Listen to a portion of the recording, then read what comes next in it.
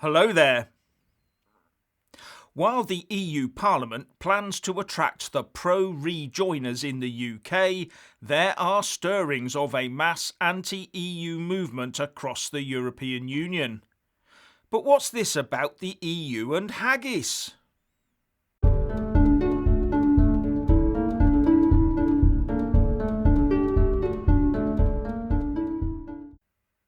Firstly, please subscribe and like this video to give my channel a boost, and I'm always uploading new content, so please do check back daily, and a big thanks to my Patreon and PayPal supporters. So the EU Parliament intends to keep its office in London functioning in order to keep the pro-Rejoiners in the UK, especially the younger ones, on side. But while it does that, politicians across the EU are looking to get together to form a massive EurExit platform. In early 2019, the EU Parliament made the decision to maintain an office presence in London, and on the evening of last Tuesday, the 19th of January, the Bureau of the Parliament agreed to use that presence to give UK citizens the ability to participate. And the next day, the following press release was issued. Following its decision in February 2019 to maintain the European Parliament's presence in the UK, notably through its London office, the Bureau of the Parliament, President Sassoli and Vice Presidents, agreed on Monday night to adapt its communication programmes to ensure that UK citizens, in particular the younger generation and the millions of EU27 citizens residing in the country, are still able to participate. Opinion multiplier groups, youth groups and organisations will be able to participate in debates and events offered by the European Parliament, like the European Youth Event, which brings together thousands of young Europeans every 2 years in Strasbourg, and online. 8,000 young people took part in the 2018 event. UK schools will also be able to participate in Euroscola, an immersive experience that takes place in the chamber of the European Parliament in Strasbourg, allowing secondary school students to learn about European integration by experiencing it firsthand. Schools in the UK can also take part in the European Parliament Ambassador Schools programme. And on hearing that, you can imagine the ears of teachers and university lecturers pricking up across the land, wondering if they can get their charges through the programme once the lockdown ends, can't you? And all those pro-rejoin parents out there will be looking to sign their offspring up to become part of the next generation of rejoiners. But of course, the democratically elected body of the European Union would never dream of trying to subvert UK democracy and persuade our citizens to rejoin the EU, would they? Well, the Express begs to differ.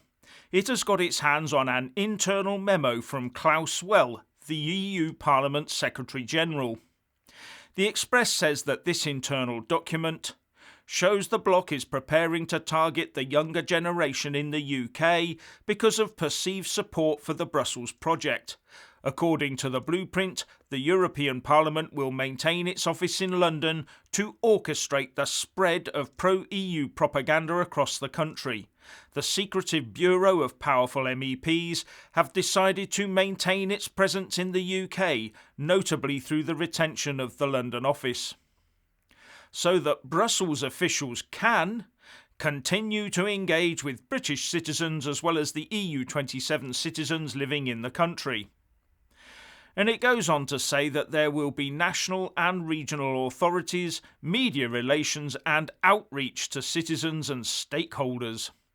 And further, on top of maintaining contact with EU citizens in the country, it will concentrate communication and outreach with UK citizens, especially the younger generation, of whom 71% voted to remain in the EU, it says. And part of all this would be EU-funded trips to Brussels and Strasbourg. And already, says the Express, the European Parliament Ambassador Schools scheme has been amended to include all member states and former member states. So it looks like MEPs are definitely targeting the UK for a Rejoin the EU programme, doesn't it? And the pro-EU lobby in the UK and in the EU will be very chuffed. Contrast that to the EU response to Aaron Banks' organisation leave.eu attempting to gain a presence within the EU so that it could maintain its .eu website root domain name.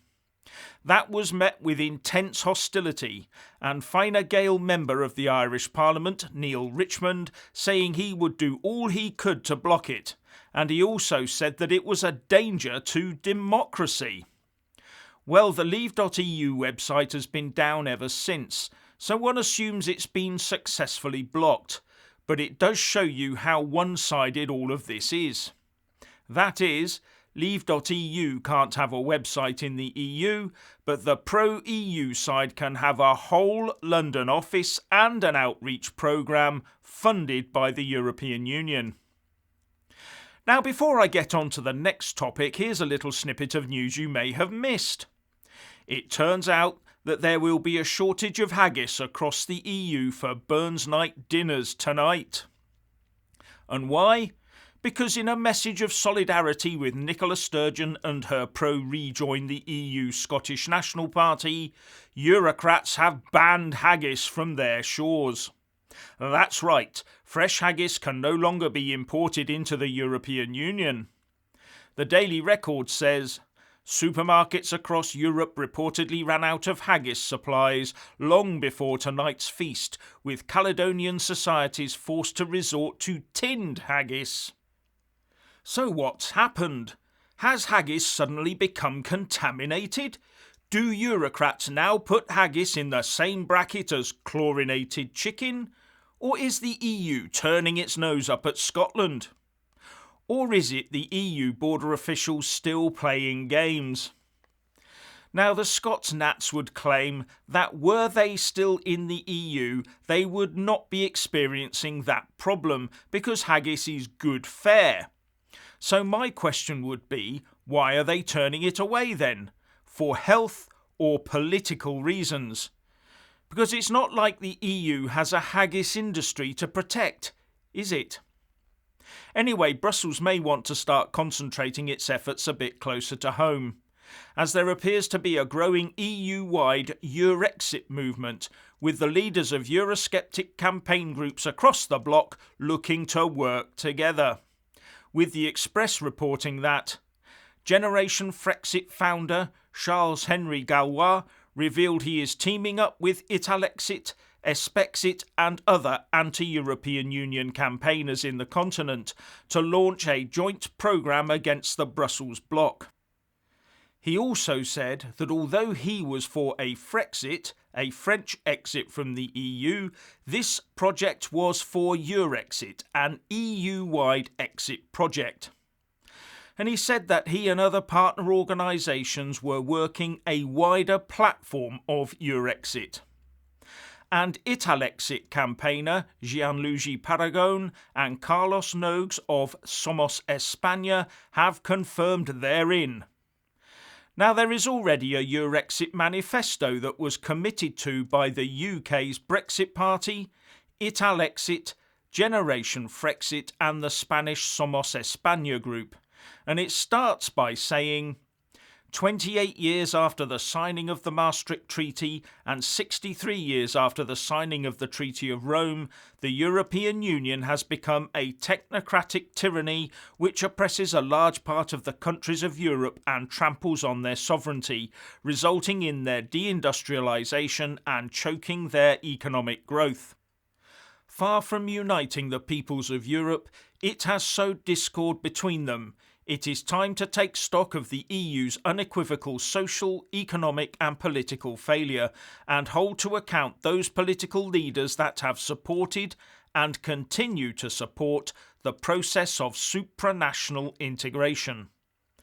And they have committed to the goal of getting our countries out of the EU cage, thus accelerating its inevitable dissolution.